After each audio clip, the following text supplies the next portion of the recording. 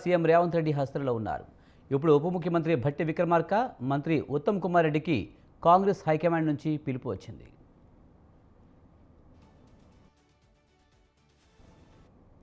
CM Revanth Reddy ఇప్పటికే ఢిల్లీలో ఉండగా అధిష్టానం నుంచి భట్టి, ఉత్తమ్ పిలుపు రావడంతో రాష్ట్ర కాంగ్రెస్ రాజకీయాల్లో కీలక మార్పులు జరుగుతాయనే ప్రచారం జరుగుతుంది. రాష్ట్ర కేబినెట్లో కీలక మార్పులుంటాయని తెలుస్తోంది. కాంగ్రెస్ హైకమాండ్ పలువురి మంత్రుల శాఖలను తొలగించే యోచనలో ఉన్నట్లు ప్రచారం జరుగుతోంది. అలాగే జూన్ 8న ప్రమాణ స్వీకారం చేసిన మంత్రి వివేక్ వెంకటస్వామి, అడ్లూరి లక్ష్మణ్, వాకిటి శ్రీహరులకు శాఖల కేటాయింపుపై కాంగ్రెస్ అధిష్టానం సీఎం ఉత్తమ్తో చర్చించనున్నట్లు తెలుస్తోంది.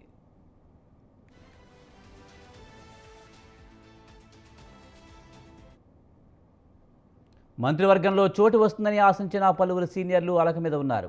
వీరిని రాష్ట్ర హైకమాండ్ కాంగ్రెస్ ఇప్పటికే బుజ్జగించింది. ఈ విషయం కూడా హైకమాండ్ దృష్టికి తీసుకువెళ్లనున్నారు. సీఎంతో పాటు మంత్రులు భట్టి, ఉత్తమ్ ఢిల్లీకి వెళ్లడంతో అసలు ఏం జరుగుతుందన్న చర్చ రాష్ట్ర రాజకీయాల్లో ఉత్కంఠగా మారింది.